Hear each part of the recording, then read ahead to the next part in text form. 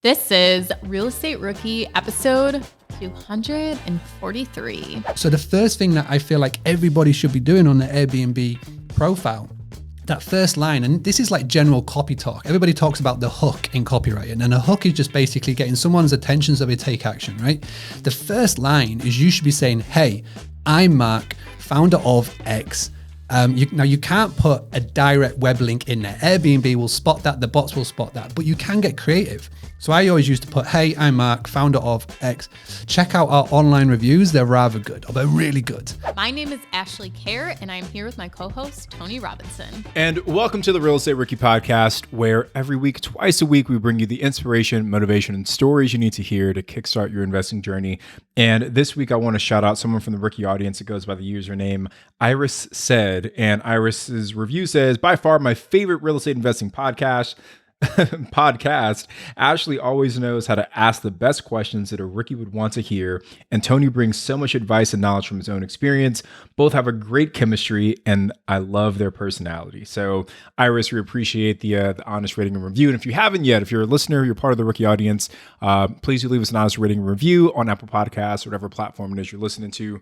The more reviews we get, the more folks we can help, and that's always the goal here. So, actually, I'm super excited for today's episode. Our guest is actually someone that I'd known online for a little while, and then he and I actually met at a conference last summer. And when I heard him speak, I realized there was like a big gaping hole in my business. And today's episode is all about how all investors can fill that big gaping hole that exists in their own business as well. I've got to say, Tony, you're starting out talking about meeting online, meeting him in person, and then a gaping hole. Where is this going? it's for the after. Isn't it funny, like how many people you meet in your network that are from online, like growing up, and especially like when there was AIM and AOL, it's like you don't meet people online. Like your parents drilled that into you. Like you don't go and meet them in person. And honestly, that's been like some of the best like friendships that I've connected with and have like people in my network is meeting them online. And it's just so funny how things have changed. And obviously meeting them in a safe public place or at a conference or something like that. Yeah. When Tony slides into your DMs and invites you over to his home, it's probably a spammer. Do not go. Totally. And can we just touch on, like, if anyone's getting messages from either me or Ashley or Sarah or anyone asking you to, if we just hit you with like a, hey, how are you? And then the conversation quickly flows into crypto, just know it's not us, it's a scam. But today's episode is not about getting scammed. Today's episode is, again, a good buddy of mine. His name is Mark Simpson, and he's here all to talk about direct booking.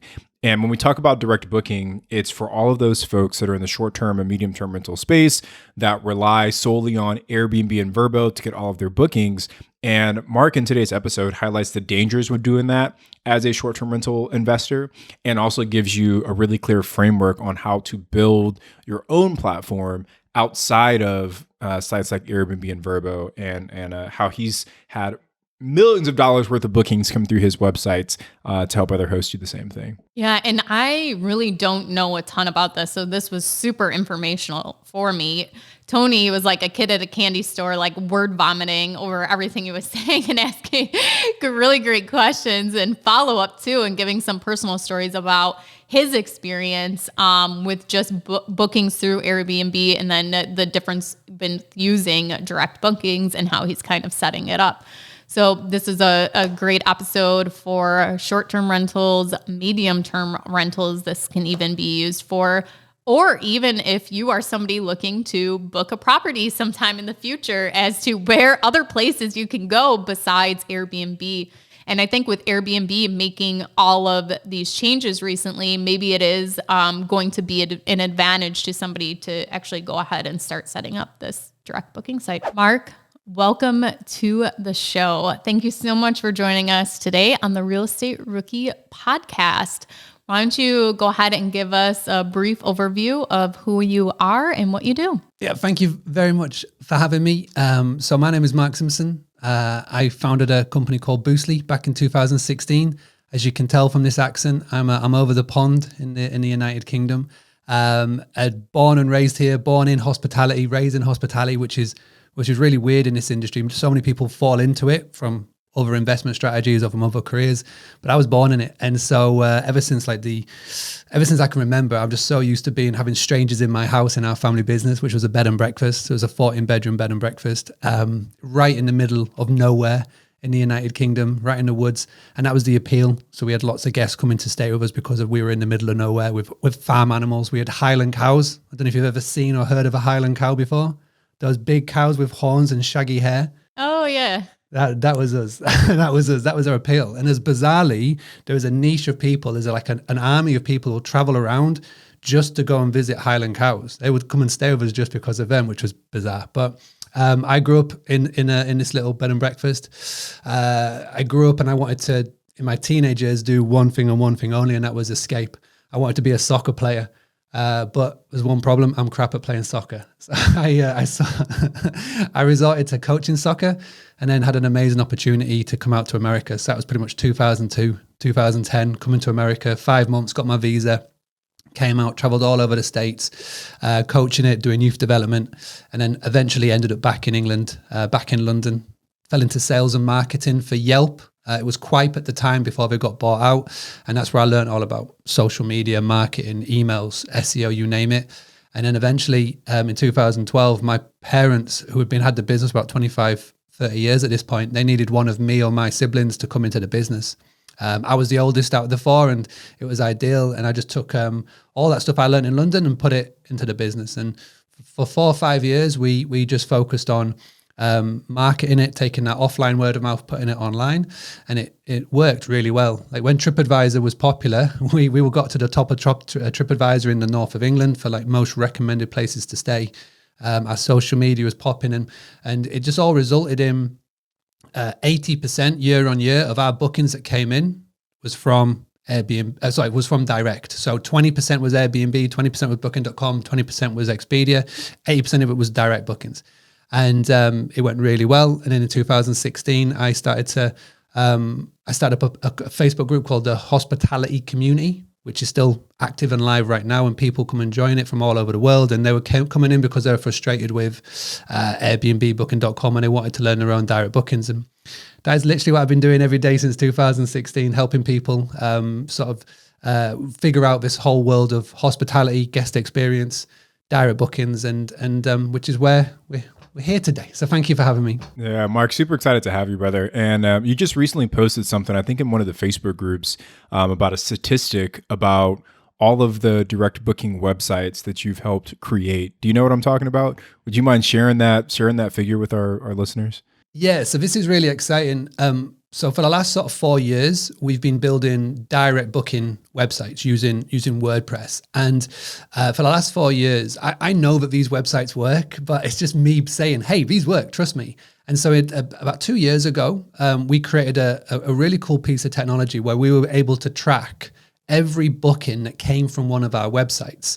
And in 2022, so we're about 11 months in now to 2022, we've generated and tracked £2.5 million, which is around about $3 million worth of direct bookings that our websites have generated, which, you know, is an amazingly high number. I would love it to be double. My goal is to get that double next year. But it's just sort of shows that, you know, you can do this yourself. There are ways to making your own bookings, and it's just a case of having the foundations and the blueprint in place to make sure that you're enabled to do so, which is hopefully what we'll sort of dig into today. Mark, that's a tremendous achievement, right? And I think more and more people need to be aware that, let me put it this way. In any other business, people spend money on marketing. But in the world of Airbnbs, everyone kind of relies on the platforms to drive all of their revenue. But can you think of any other industry where, you know, 90% of the folks in that industry don't spend anything on marketing, and it just doesn't exist?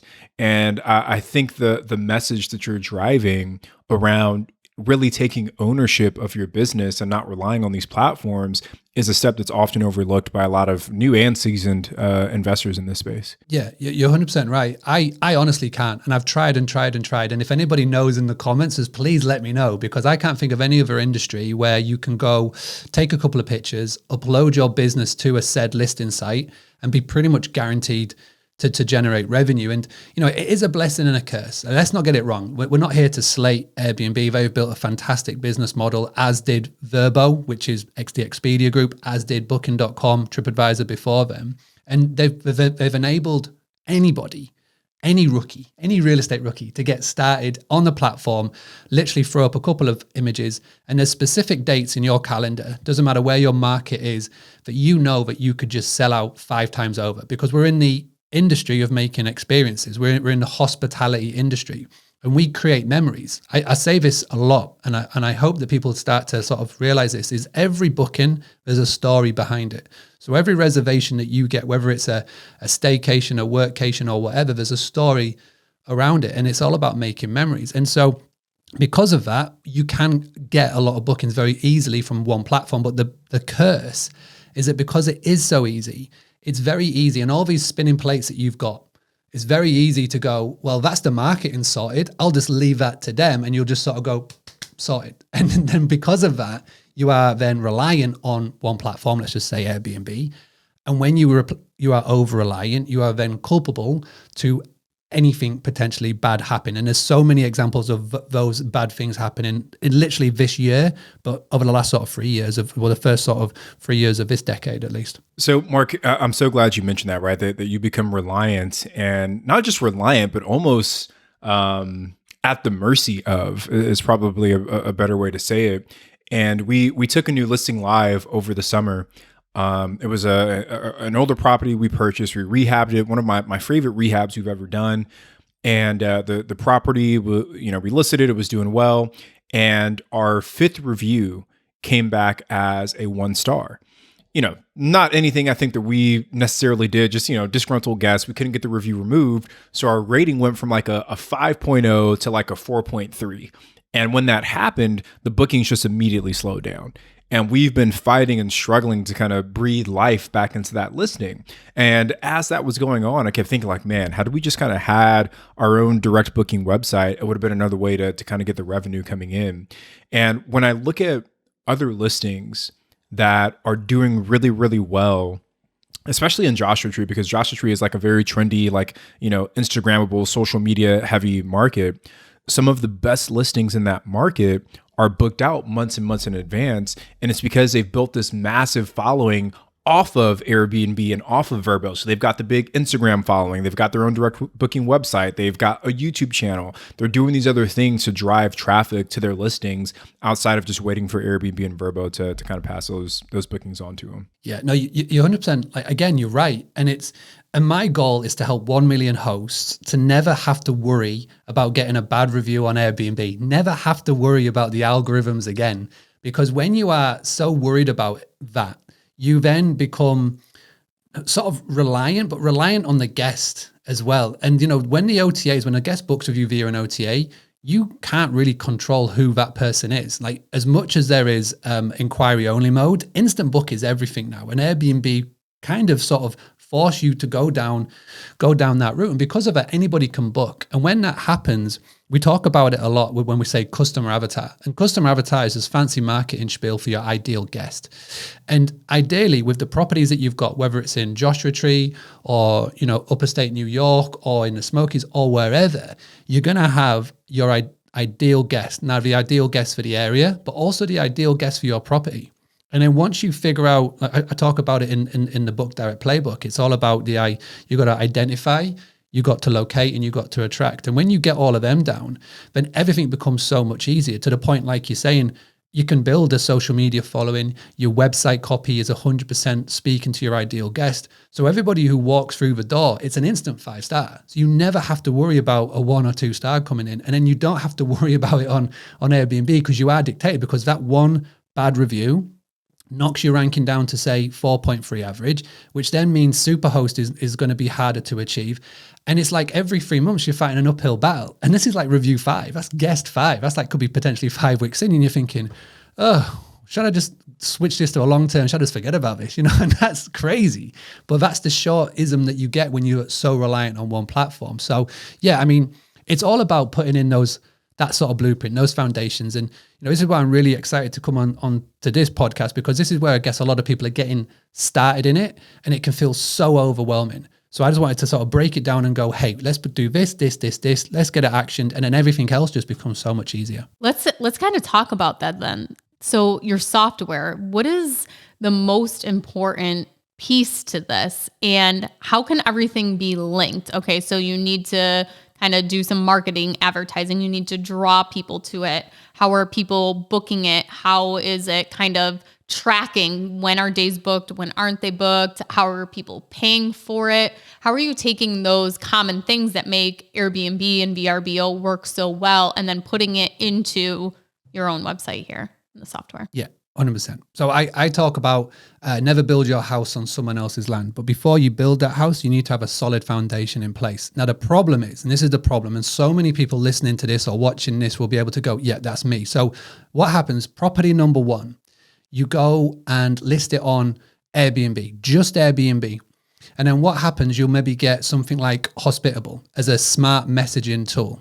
Hospitable used to be called Smart B&B. Now it's changed to Hospitable, but you got Smart B&B or Hospitable because you wanted that smart messaging automated feature that just makes it more sort of automated, right?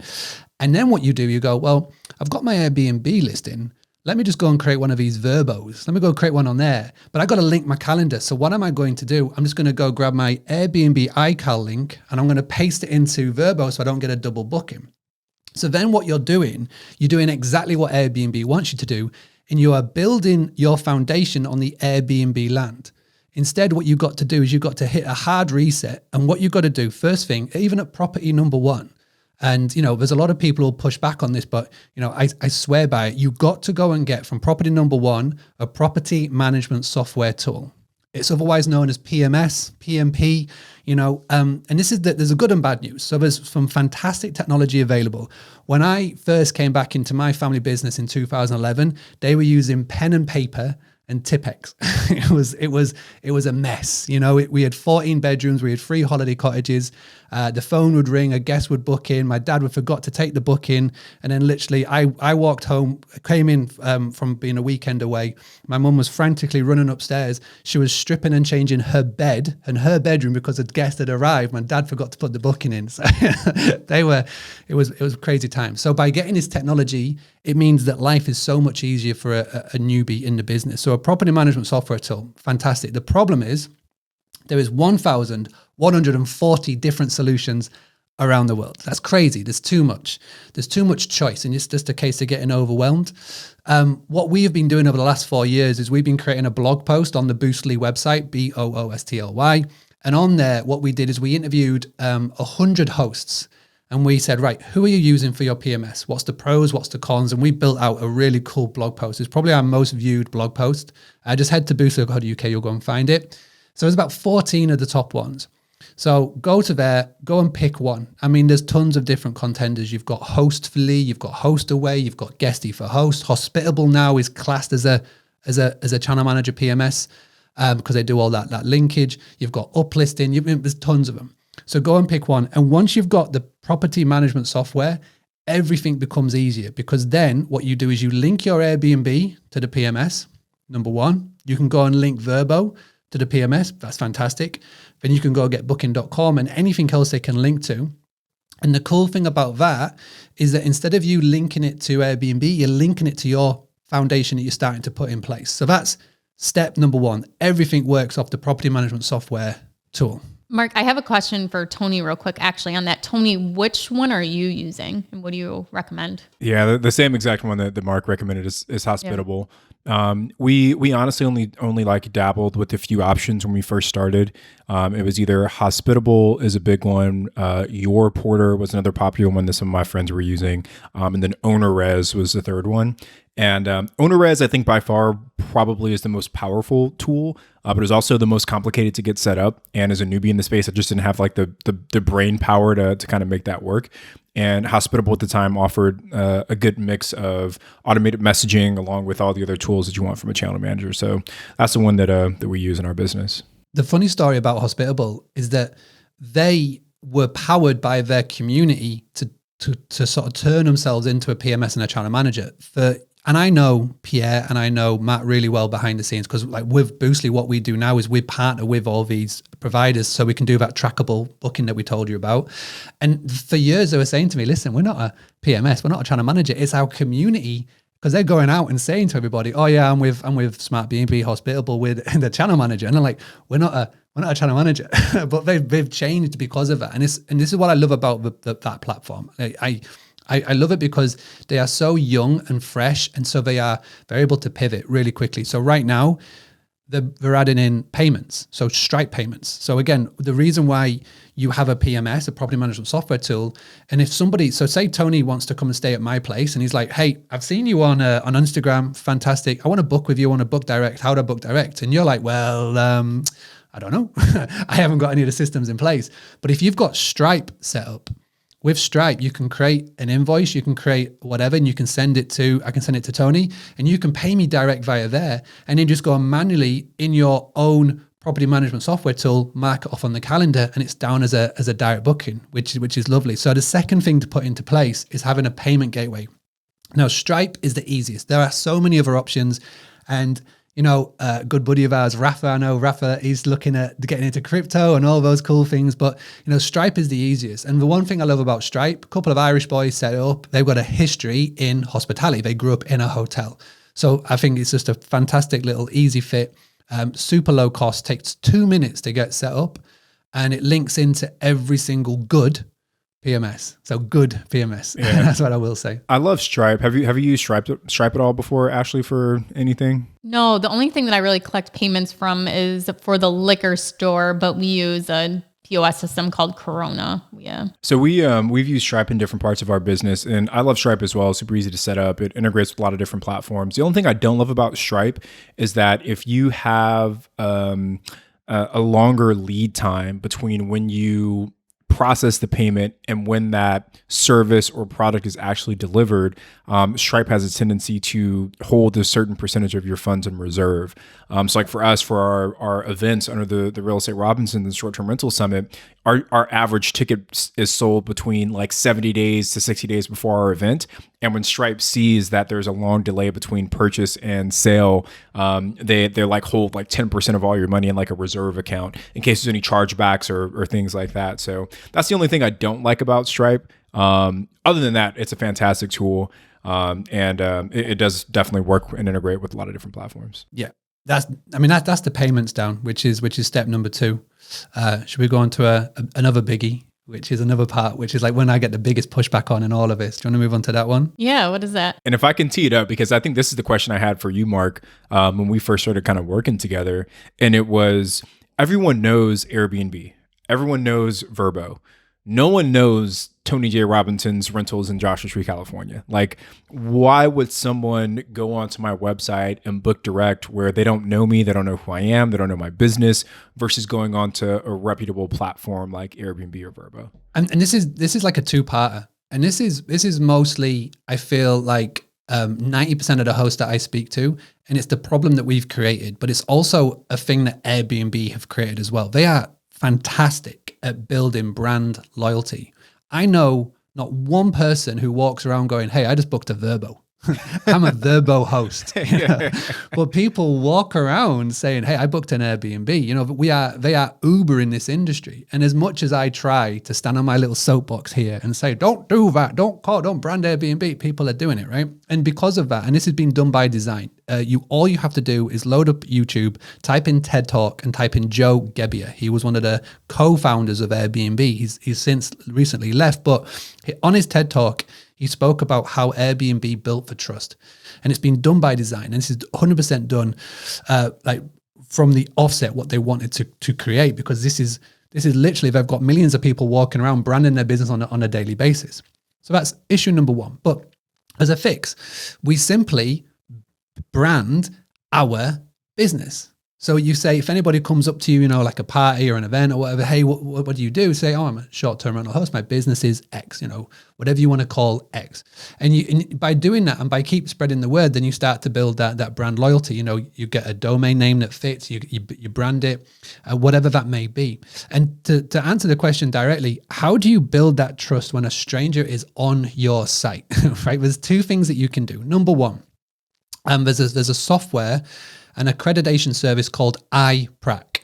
I-prac. And my British accent is so dodgy that I'm going to have to spell it for you. So it's P-R-A-C.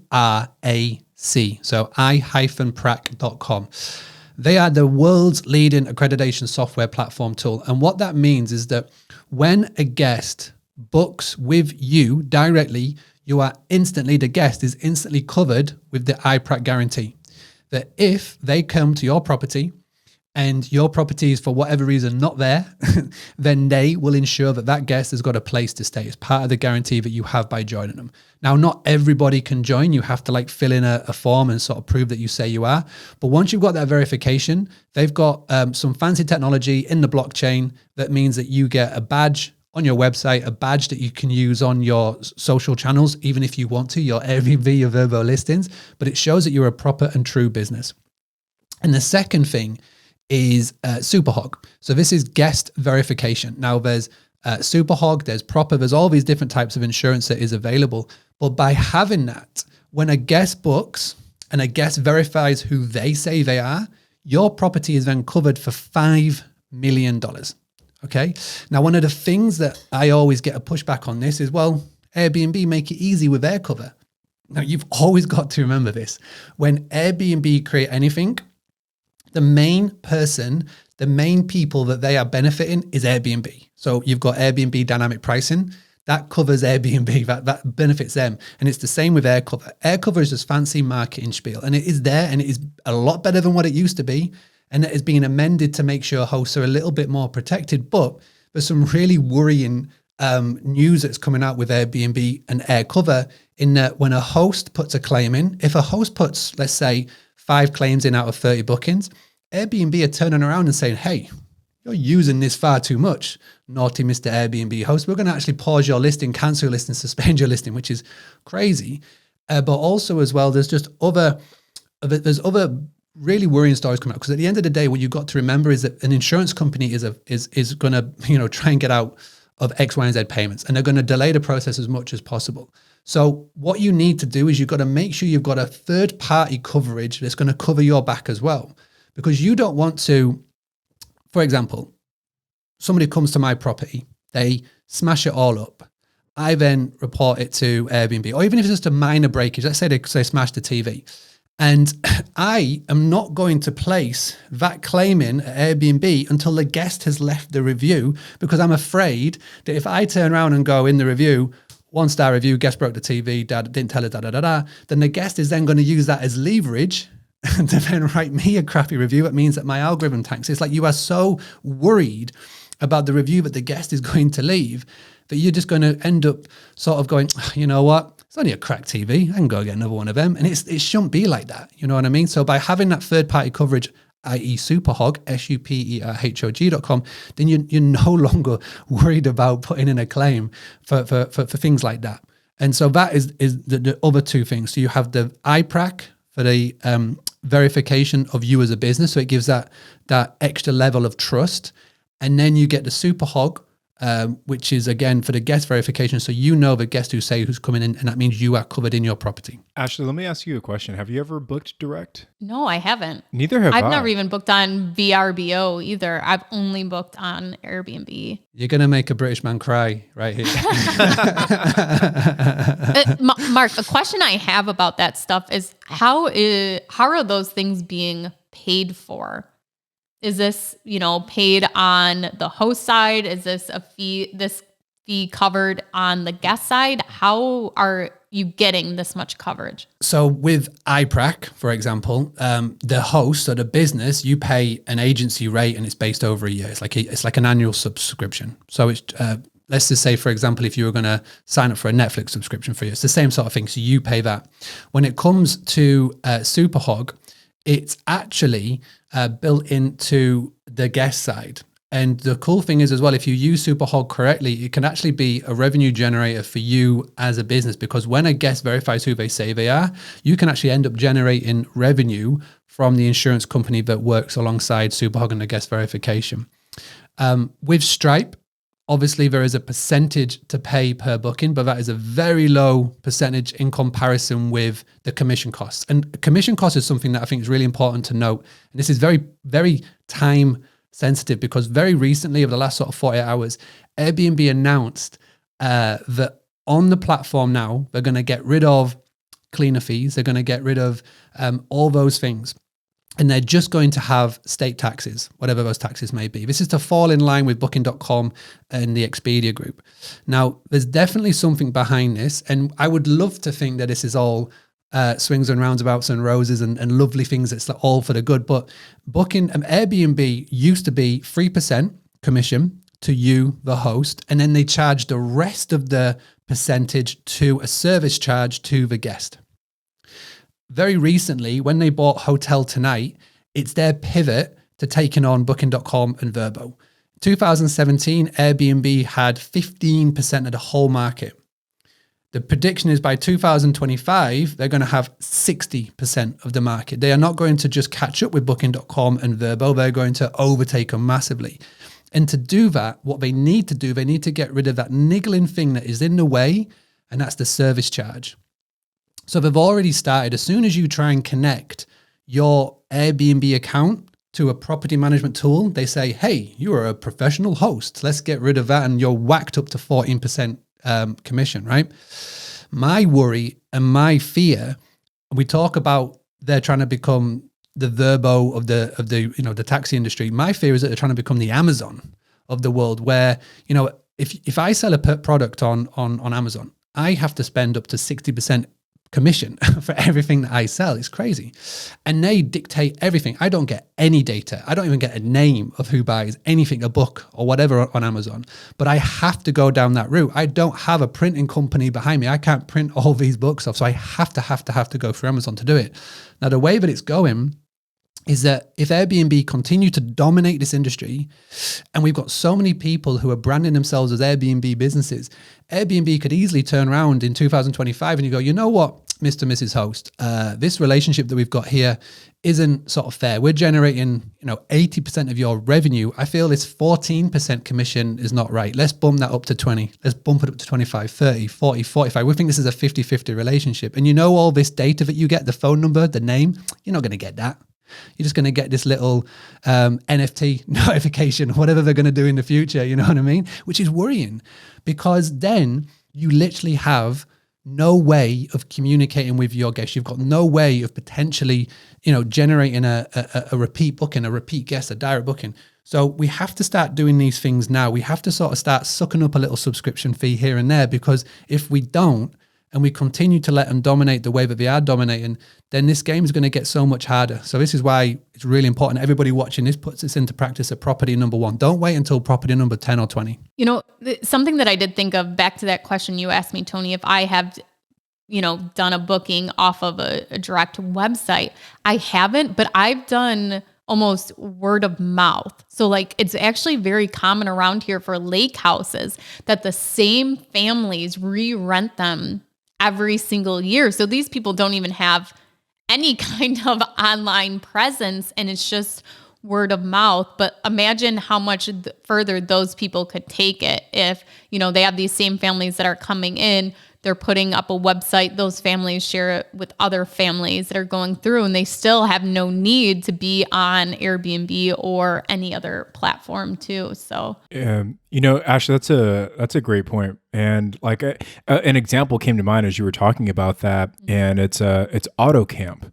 Have you heard of AutoCamp? No, I don't think so. Mark, have you heard of AutoCamp? No. So AutoCamp is it's a resort. But instead of it being like a traditional hotel stay, all they offer is Airstreams. And they're in places like Yosemite. They opened up in Joshua Tree. I think they're in Utah somewhere. But that idea of like doing the whole Airstream thing was really popularized on Airbnb, right? Like that's where a lot of these unique stays started to originate. And AutoCamp kind of took that idea and they said, hey, we're going to do this at scale, but you actually can't book an AutoCamp Airstream on Airbnb. You can only book direct through their website.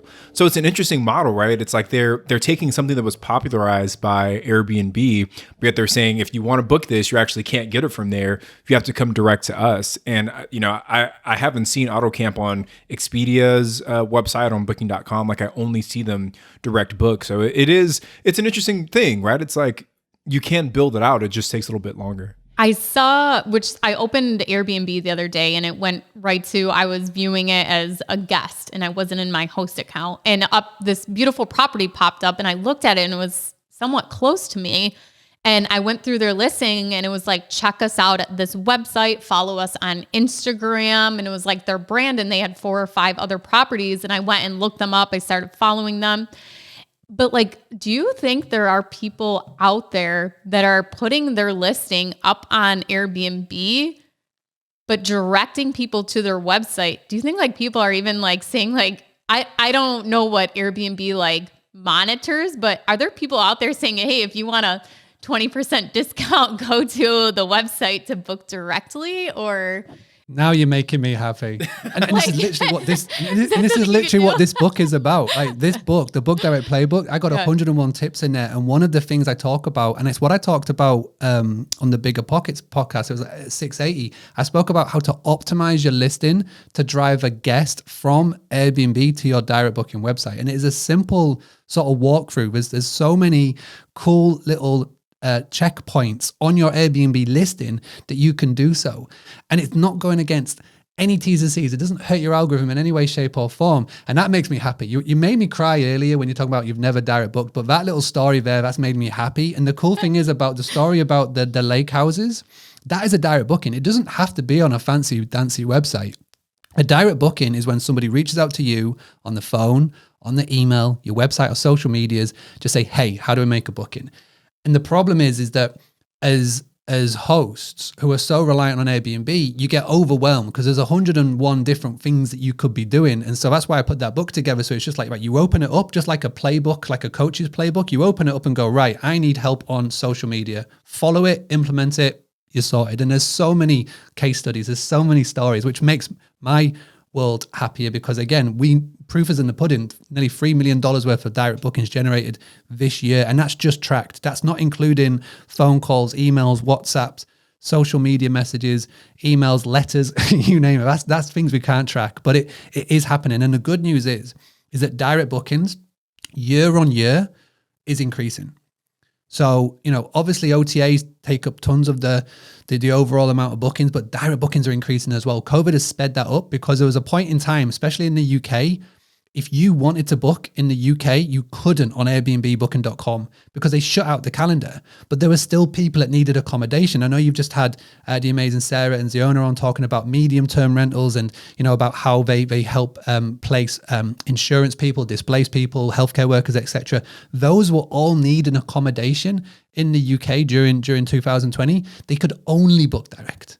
And this is the cool thing is that all it takes is some simple proactive marketing. The problem in this industry is too many people are reactive. They're literally sat there waiting for the ping notification on the phone going, oh, I've got an Airbnb booking. But instead, you should be being proactive and doing 30 minutes of new business every day.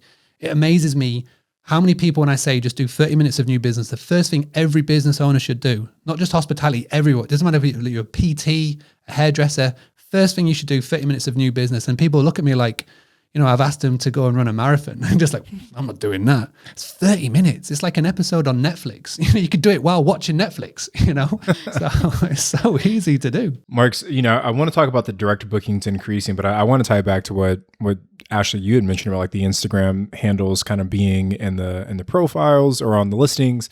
And I think, Mark, tying back to where we kind of initially started this first little conversation was about the trust piece.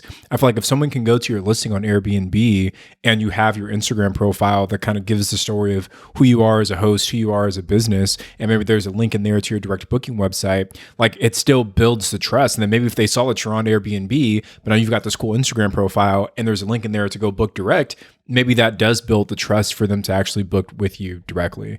And the other thing you mentioned, Mark, about the direct bookings increasing.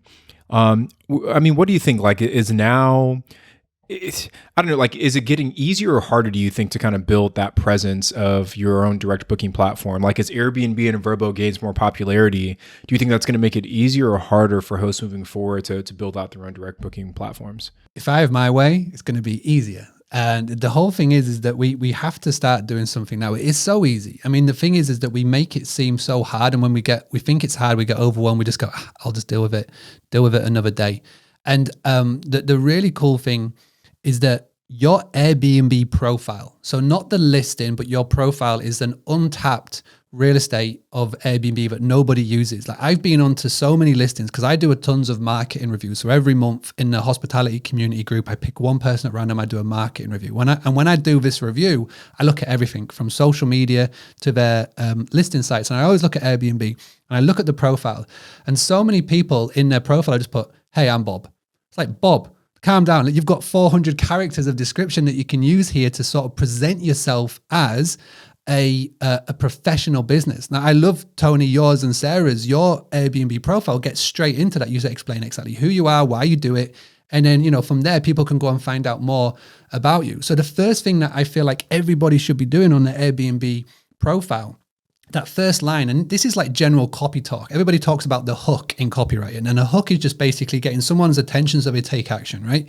The first line is you should be saying, "Hey, I'm Mark, founder of X." Now, you can't put a direct web link in there. Airbnb will spot that, the bots will spot that, but you can get creative. So I always used to put, "Hey, I'm Mark, founder of X. Check out our online reviews. They're rather good, or they're really good."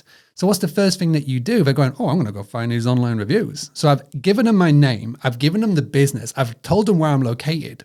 So if they went and Googled business name in location, the way that Google works, it's going to show you your business website because it's there and there. The keywords is very low. Now, the cool thing that we're doing at the moment is I'm showing people to put, check out our IG, which is Instagram, and then you put the little @ symbol, and then you put the handle straight afterwards. So everybody now knows what IG means, and they know what the @ symbol is there. And again, you've been driving them from Airbnb. We're going to have they'll have the Instagram, the Airbnb app up on the phone, and they can instantly then open up the Instagram right next to it, and they can come and find you. And then if you've got your Instagram listing optimized as in a pinned post saying, "Hey, this is how you book." So it's like being differential and being direct and showing this is how you book, having a pinned post showing it, whether it's a video or whether it's a post. And then you've got a link tree in your bio. So many ways we can do this. You just got to start. Mark, I want to take us to the pricing part of this. So if you're using Airbnb, they have their pricing tool. It's like their dynamic pricing. Or it's Price Labs, I think, is another one where you can integrate it to figure out how much you should charge per night. And I'll be completely honest, there's like 3 or 4 other short-term rentals in the area that I have my Airbnb. So there's literally no data that comes up when looking at any of these things. But also AirDNA, there's no data from those. So the easiest way for me is just going on Airbnb and looking what other people are charging. But for somebody who's in this huge market, how are you able to incorporate this with doing direct bookings? And where's the data being pulled from, I guess, too? Yeah, well, there's Price Labs, there's Wheelhouse, there's Beyond Pricing. There's so many cool tools available now that wasn't around when I first got started. This is my biggest regret as a hospitality owner is that every year when it came to pricing, we would just put the price up $1. We had a set price for the whole year, which is mental, but we didn't want to upset our loyal customers or whatever. Very typical Yorkshire mindset. And if I say Yorkshire mindset to you, you're going to think, what's he talking about? But if anybody's been to England, you'll know what the Yorkshire mindset means. It's just, we would basically just go, right, that's the price this year. And it'd be like, what? A set fee of £80 a night, which is madness. But now with pricing tools, It's like we have got access to the technology that was only available to like the Las Vegas casinos, the Marriotts and whatnot. And it's available to everybody. It doesn't matter if it's property one or property whatever. And where they get their data from is where everybody gets their data from. It's from the booking sites, from the listing sites. It's AirDNA and all that cool stuff. They've got access to so much data.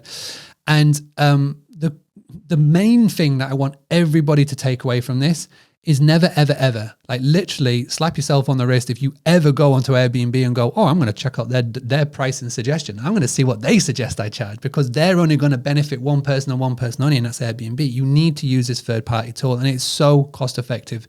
It's so cheap. Whether it's Price Labs, Wheelhouse is free. You don't get more cost-effective than that.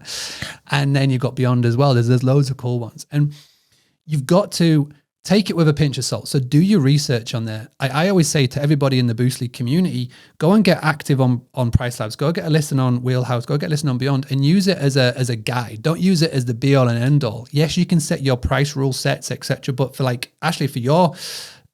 your scenario, it's literally a case of going on, looking what everybody else is charging, and then look at what you offer as well. And go, right, well, I'm going to charge this because I know that I can charge this because I offer an extra, whatever that may be. The amenity may be a hot tub, it may be whatever it may be. And then you use it as a guideline. You're not going to have a set price throughout the year, because there's going to be set dates in your calendar that you could sell 3 or 4 or 5 times over. For that, I will go up or down. Now, as the more you go down this rabbit hole, yes, you can then pay Price Labs, Wheelhouse, Beyond for their pro services that does this all automatically, and you literally don't have to worry about it. Or you can do a combination of the two. But the main thing is never, ever, ever, ever, ever use Airbnb's suggestion, because it's only going to benefit one person only. So like Airbnb's goal is to make their pricing as competitive as possible. And the way that they want to really scale their business isn't necessarily by getting hosts to charge more. It's by increasing the supply of hosts on the platform, right? If they have a larger inventory of available listings, that's how Airbnb continues to scale. Or to your point earlier, Mark, maybe it's now they're charging the host a little bit more for being on the platform, right? But their goal is to always be super competitive when it comes to pricing. So if you listen to what they're suggesting, you will always, always, always price yourself lower than what people are actually willing to pay. Do you want to hear what my Airbnb prediction is for next year or maybe the year after? Yeah. We would love to. So I don't know if you've watched this, but have you checked out the Spotify Netflix series? No. If not, go and check it out. It was created in Sweden, but it was dubbed in English, and it was really interesting because it told a 6-part story from every single angle, from the founder to the CTO to the coder to the artist. And one thing, I think it's episode 5, that was really controversial, is when Spotify wanted to charge an extra commission to the artist to get their song appearing higher on the list. All right. Now let's bring this back to hospitality. Booking.com have done this for years. So you pay a flat 15% fee, but if you want to get an extra boost in your listing visibility, you then up that commission from 15% to 18% to 20%.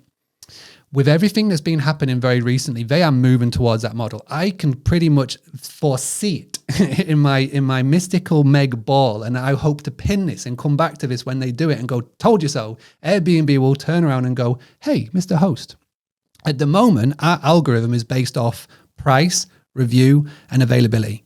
They don't care about Superhost, by the way.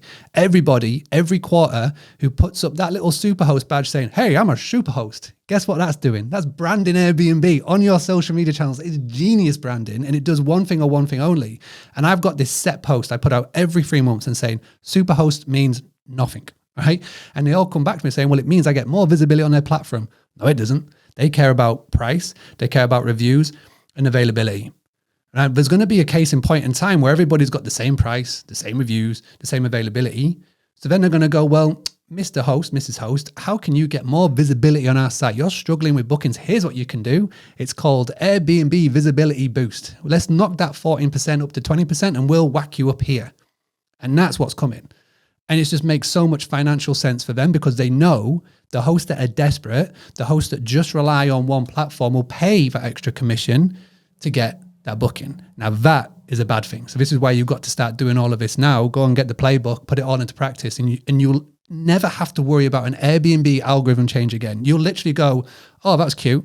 Let me now go back to running my business, and I'll just work. That's just a nice little change. So, it's like social media. Like if you have a huge Instagram following and then all of a sudden social media goes down, you have no way of reaching your platform, all your followers, the people that you engage with, and it's just gone. Instagram controls all of that. The same with Facebook or Snapchat or any of those. And that's why it's so important to create the most common thing I see is create an email list, so that if one of those programs go down, that software, then it's creating that email list that you have it. So like capturing emails from people, giving away free stuff or whatever that is, and having your own website too, and being able to reach people in a more way you can control. Can I give you a Boostly top tip for 2023? Yes, please. Which you'll all love. So there's a company called Stayfi. And again, my British accent is awful, so I'll spell it. It's Stayfi. Now, this is not my company. I'm not affiliated by them. I just love them. And what they do, and the best way of describing what they do is, when was the last time you were in a Starbucks or an airport or a Marriott? If you wanted to use their Wi-Fi, what did you have to do? You had to give up your email address to use the Wi-Fi. And I've been talking about building an email list since 2016. I bang on about it.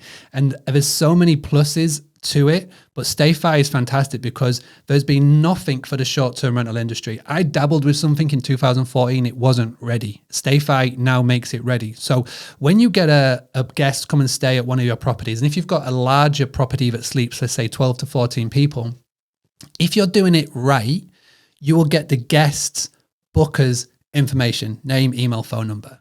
And there's so many other ways of doing it right. But this is the cool thing, is that you don't just get the booker's information, you get everybody in the party's information, because to use the Wi-Fi, they have to give up their email, and they readily do it because everybody wants Wi-Fi.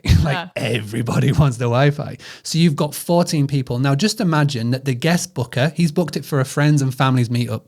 That guest is never going to go back to Tennessee again. He's never going to go back to Gatlinburg or wherever it may be. But that doesn't mean that somebody else in the party won't. And by getting all those 14 guest data, if you do this regularly, you do it over a year, you can easily get 1,000 emails.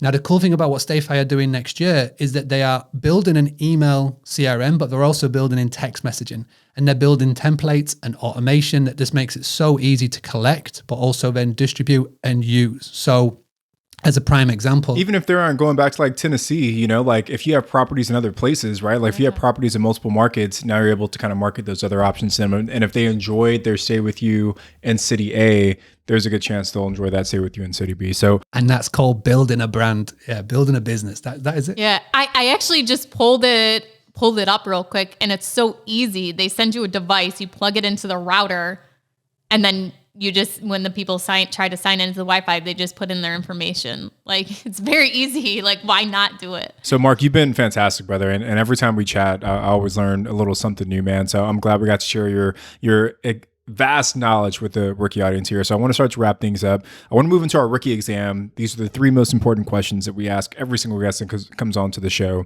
So we'll jump right in. Question number 1, Mark, what is one actionable thing rookies should do after listening to your episode? First thing everybody should do is go and check out property management software tools. And I don't care if you're at property 1 or property 3, just go and implement it in your business right now. PMS, go get that. So the next question is, and we might already know the answer to this, what is one tool, software, app, or system in your business that you use? So I'm going to say obviously PMS, but also as well, what I have built with the family business, which was the granary, and also Boostly, is a really good email marketing software tool. I use MailChimp, and it's fantastic. MailChimp, and it's free. It's free to use for the first 2,000 subscribers. And it's that place where you start to build that list.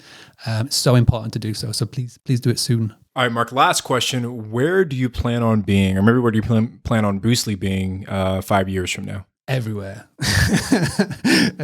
Yeah, I want to continue just making sure that Boostly is visible to all. Doesn't matter how you take in content, whether it's blogs, whether it's books, whether it's audio, whether it's video. I just want to make sure that Boostly is everywhere, because if I can help, my big goal is to help 1 million hosts cut down on a reliance on Airbnb. And that means that I need to make sure that it is visible everywhere. It doesn't matter how people take in content on all the platforms. So yeah, it's just continually striving to make sure we are everywhere. So Mark, for our next segment, we usually highlight a rookie rock star, but we wanted to kind of switch it up this week. And we want to ask you, what is your advice for somebody who wants to be, they're just starting out in their journey and they want to become a rock star in 2023? You as an entrepreneur, obviously have become successful. You've got your hands in many things to put together these websites. What kind of advice would you give to somebody who has identified what they want to do, how they can actually take action and become that rookie rock star? So I'm going to give the same advice that somebody gave to me in 2016, and that's imperfect action applied at speed is the key to success. So many businesses are sort of destroyed on procrastination. So imperfect action applied at speed is the key to success. That's great. I like that.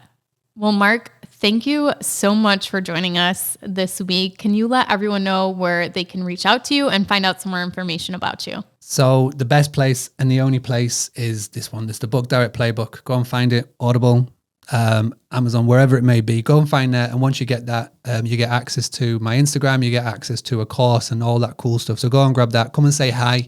I do love an Instagram DM. So come and say hi in the DMs. And if you've got any questions, like at all, just throw them at me. And we'll see how we can help. And I know you guys love to slide into people's DMs, so make sure you guys follow Mark on Instagram. What's your Instagram handle, Mark? It's at Boostly UK, BOOSTLY UK. Well, thank you guys so much for joining us. I'm Ashley at Wealth from Rentals, and he's Tony at Tony J. Robinson, and we will be back on Saturday with a rookie reply. Still you try so hard, cover up your games. Gotcha.